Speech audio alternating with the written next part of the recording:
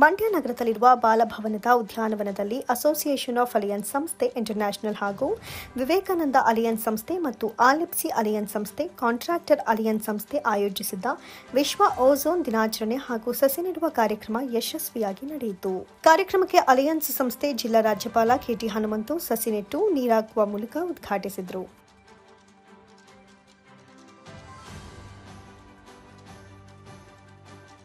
ನಂತರ ಮಾತನಾಡಿದ ಅವರು, ಜೀವರಕ್ಷಕ ಕವಚವಾಗಿರುವ ಓಝೋನ್ ಪದರವು ವಾಯುಮಂಡಲದಲ್ಲಿನ ತೆಳುವಾದ ಪದರವಾಗಿದ್ದು, ಇದು ಸೂರ್ಯನ ನೇರಳಾತೀತ ಕಿರಣಗಳು ಭೂಮಿಗೆ ಬೀಳದಂತೆ ತಡೆದು ಜೀವರಾಶಿಗಳನ್ನು ಸಂರಕ್ಷಿಸುತ್ತಿದೆ. 2010ರ ವೇಳೆಗೆ ಪ್ರಪಂಚದಾದ್ಯಂತ ಓಝೋನ್ ಸ್ನೇಹಿ ವಾತಾವರಣವನ್ನು ಸೃಷ್ಟಿಸುವ ಗುರಿಯನ್ನು ಹೊಂದಿತ್ತು. ಆದರೆ ಇಂದು ಗುರಿಯನ್ನು ತಲುಪಲಾಗಿಲ್ಲವಾದರೂ ಓಝೋನ್ ಪದರವನ್ನು ಉಳಿಸುವಲ್ಲಿ ಜಗತ್ತು ಗಮನಾರ್ಹವಾದ ಕೆಲಸವನ್ನು ಮಾಡ್ತಾ ಇದೆ. ಈ ಪ್ರಯತ್ನದ ಫಲವೇ ಇಂದು ಓಝೋನ್ ಸ್ನೇಹಿ ಫ್ರಿಡ್ಜ್, ಕೂಲರ್ ಇತ್ಯಾದಿಗಳು ಮಾರುಕಟ್ಟೆಗೆ ಬಂದಿವೆ. ಈ ಓಝೋನ್ ಪದರದಲ್ಲಿ ರಂಧ್ರಗಳು ಕಾಣಿಸಿಕೊಂಡು ಅದು ಕ್ಷೀಣಿಸುತ್ತಿದೆ. ಈ ಪದರವು ಸಂಪೂರ್ಣವಾಗಿ ಕ್ಷೀಣಿಸಿದರೆ ಭೂಮಿಯಲ್ಲಿನ ಜೀವಿಗಳು ಮತ್ತು ಸಸ್ಯರಾಶಿಗಳ ಮೇಲೆ ಗಂಭೀರ ಪರಿಣಾಮ ಬೀರುವುದಲ್ಲದೆ ಆರೋಗ್ಯ ಸಮಸ್ಯೆಗಳನ್ನು ತಂದೊಡ್ಡುತ್ತವೆ. ಹೀಗಾಗಿ ಓಝೋನ್ ಪದರದ ರಕ್ಷಣೆಯ ಬಗ್ಗೆ ಜಾಗೃತಿ ಮೂಡಿಸುವಂತಹ ನಿಟ್ಟಿನಲ್ಲಿ ಈ ದಿನವು ಬಹಳ ಮಹತ್ವವಾಗಿದ್ದು, ಭೂಭಾಗದಲ್ಲಿ ಸಸ್ಯ ಸಂಪತ್ತು ಹೆಚ್ಚಾದರೆ ಜೀವರಕ್ಷಕ ಕವಚ ಆರೋಗ್ಯವಾಗಿರುತ್ತೆ ಎಂದರು. ನಮಗೆ ಓಝೋನ್ ಅಂತಂದ್ರೆ ಅದು O3 ಅಂತೇಳಿ, O2 ಆಮ್ಲಜನಕ, O3 ಓಝೋನ್. ಆಮ್ಲಜನಕದ ಮೂರು ಅಣುಗಳು ಸೇರ್ಕೊಂಡು ಓಝೋನ್ ಅಂತ ಆಗುತ್ತೆ. ಆ ಓಝೋನ್ ಪದರದ ಬಹಳ ಮುಖ್ಯ.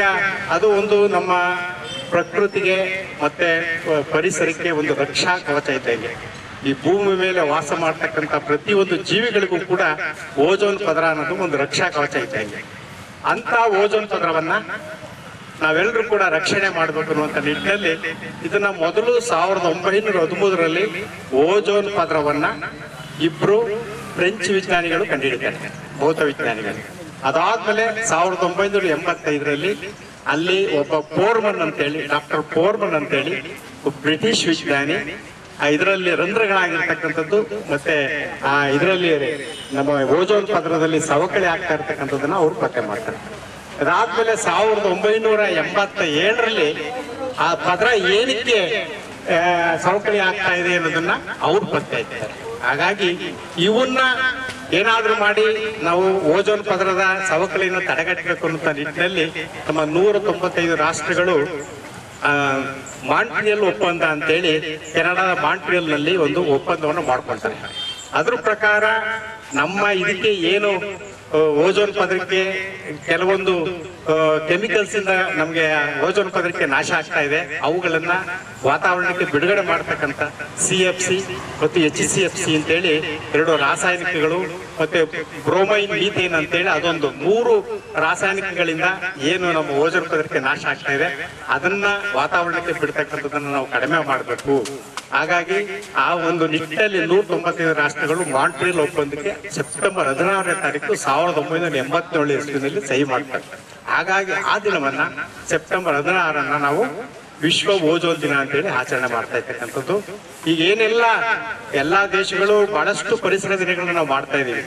ಮಾಮೂಲಿ ಜಾಗತಿಕ ತಾಪಮಾನವನ್ನು ಕಡಿಮೆ ಮಾಡಲಿಕ್ಕೆ ಬಹಳಷ್ಟು ಸಾಹಸ ಪಡ್ತಾ ಇದೀವಿ, ಆದ್ರೆ ಅದು ಸಾಧ್ಯ ಆಗಿಲ್ಲ. ಆದ್ರೆ ಈ ನಮ್ಮ ವಿಶ್ವ ಓಝೋನ್ ಪದರ ಇದೆಯಲ್ಲ, ಓಝೋನ್ ಪದರ ಏನು ರಂಧ್ರ ಆಗಿತ್ತು, ಅಂಟಾರ್ಟಿಕಾದಲ್ಲಿ ರಂಧ್ರ ಆಗಿತ್ತು, ಆ ರಂಧ್ರ ಸುಮಾರು 30% ಅದು ಸವಕಳಿ ತಪ್ಪಿದೆ ಅನ್ನುವಂತ ಒಂದು ಮಾಹಿತಿ ನಮ್ಗೆ ಎಲ್ರಿಗೂ ಕೂಡ ಒಂದು ಒಳ್ಳೆಯ ಮಾಹಿತಿ ಅಂತ ಹೇಳ್ಬೋದು. ಯಾಕೆಂತಂದ್ರೆ ಬಹಳಷ್ಟು ಪರಿಸರದ ಇವತ್ತಿನ ಅವನತಿ ನಾವೆಲ್ಲ ಗಮನಿಸ್ತಾ ಇದೀವಿ. ಹಾಗಾಗಿ ಓಝೋನ್ ಪದರದ ಅವನತಿ ತಪ್ತಾ ಇದೆ. 2045ನೇ ಇಸ್ವಿಗೆ ಫುಲ್ ಓಝೋನ್ ಪದರ ಮಾಮೂಲಿ ಮೊದಲು ಹೇಗಿತ್ತು ಹಾಗೆ ಆಗುತ್ತೆ ಅನ್ನೋದನ್ನ ನಮ್ಮ ವಿಜ್ಞಾನಿಗಳು ತಿಳಿಸ್ಕೊಟ್ಟಿದ್ದಾರೆ. ಪರಿಸರ ಮಾಲಿನ್ಯ ತಜ್ಞೆ ಪ್ರೊಫೆಸರ್ ಭವ್ಯ ಮಾತನಾಡಿ, ಮಾನವ ನಿರ್ಮಿತ ರಾಸಾಯನಿಕಗಳು, AC, ಫ್ರಿಡ್ಜ್, ಸುಗಂಧ ದ್ರವ್ಯಗಳು, ವಿಷಕಾರಿ ಅನಿಲಗಳಿಂದ ಓಝೋನ್ ಪದರಕ್ಕೆ ಧಕ್ಕೆಯಾಗ್ತಾ ಇದೆ. ಪರಿಸರ ಸ್ನೇಹಿ ವಸ್ತುಗಳ ಬಳಕೆ ಹೆಚ್ಚಾಗಬೇಕು. ಆರೋಗ್ಯಕರ ವಾತಾವರಣಕ್ಕಾಗಿ ಮರಗಿಡಗಳು ಹೆಚ್ಚಿರಬೇಕು. ವಿಜ್ಞಾನಿಗಳ ಪ್ರಕಾರ ಅಣುವು ಓಝೋನ್ನ 1 ಲಕ್ಷ ಮಾಲಿಕ್ಯೂಲ್ಗಳನ್ನು ನಾಶ ಮಾಡಬಲ್ಲದು. ಓಝೋನ್ ಸೃಷ್ಟಿಯಾಗುವುದಕ್ಕಿಂತ ವೇಗದಲ್ಲಿ ನಾಶವಾಗುವುದು ದುರಾದೃಷ್ಟಕರ ಎಂದರು. ಪರಿಸರ ಎಂಬ ಪದವನ್ನ ವಿವಿಧ ಕ್ಷೇತ್ರದ ಪರಿಣಿತರು ವಿವಿಧ ರೀತಿಯಲ್ಲಿ ಅದನ್ನ ಹೇಳ್ತಾರೆ. ನಾವು ಉಸಿರಾಡುವ ಗಾಳಿ, ತಿನ್ನುವ ಆಹಾರ, ನಾವು ವಸತಿ ಹಾಕಿಕೊಳ್ಳುವಂಥದ್ದು ಹಾಗೂ ಕ್ರೀಡಾನಿರತವಾಗಿರುವಂಥದ್ದು ಎಲ್ಲವನ್ನೂ ಕೂಡ ನಾವು ಪರಿಸರ ಅಂತೀವಿ. ಆ ಪರಿಸರದಲ್ಲಿ 4 ಮುಖ್ಯ ಭಾಗಗಳಿವೆ. ಅದನ್ನೇ ನಾವು ಶಿಲಾಗೋಳ, ವಾಯುಗೋಳ, ಜಲಗೋಳ ಮತ್ತು ಜೀವಗೋಳ ಅಂತೀವಿ. ಅದನ್ನೇ ಇಂಗ್ಲಿಷಲ್ಲಿ ಹೇಳ್ಬೇಕು ಅಂದ್ರೆ ಅಟ್ಮಾಸ್ಫಿಯರ್, ಹೈಡ್ರೋಸ್ಫಿಯರ್, ಲಿಥೋಸ್ಫಿಯರ್ ಅಂಡ್ ಬಯೋಸ್ಫಿಯರ್ ಅಂತ ಕರಿತೀವಿ. ಈ ಅಟ್ಮಾಸ್ಫಿಯರ್ ಅಂತ ಹೇಳ್ತೀವಲ್ಲ, ಅದು ಲೇಯರ್ಸ್ ಬರುತ್ತೆ, 5 ಲೇಯರ್. ಆ 5 ಲೇಯರ್ಗಳು ಯಾವ್ದಪ್ಪ ಅಂದ್ರೆ ಟ್ರೋಪೋಸ್ಫಿಯರ್, ಸ್ಟ್ರಾಟೋಸ್ಫಿಯರ್, ಮೀಸೋಸ್ಫಿಯರ್, ಎಕ್ಸೋಸ್ಫಿಯರ್, ಐರೋಸ್ಫಿಯರ್ ಅಂತಾನು ಕೂಡ ನಾವು ಕರಿತೀವಿ. ಅದು ಭೂಮೇಲ್ಮೆಯಿಂದ ಈ ಸೆಕೆಂಡ್ ಲೇಯರ್ ಇದೆಯಲ್ಲ, ಈ ಸ್ಟ್ರಾಟೋಸ್ಫಿಯರ್ ಅಲ್ಲಿ 10 ರಿಂದ 20 ಕಿಲೋಮೀಟರ್ ಅದು ಎತ್ತರದಲ್ಲಿರುವಂಥದ್ದು. ಇದನ್ನೇ ನಾವು ಓಝೋನ್ ಪದರ ಅಂತ ಕರಿತೀವಿ. ಇತ್ತೀಚಿನ ದಿನಗಳಲ್ಲಿ ನಾವು ಕೇಳ್ಪಡ್ತಾ ಇದ್ದೀವಿ, ದಿನನಿತ್ಯ ಪ್ರಪಂಚಾದ್ಯಂತ ಆತಂಕಕ್ಕೆ ಎಡೆ ಮಾಡಿಕೊಡ್ತಾ ಇರುವಂಥದ್ದು ಓಝೋನ್ ಪದರ ಸವಕಳಿ ಆಗ್ತಾ ಇದೆ.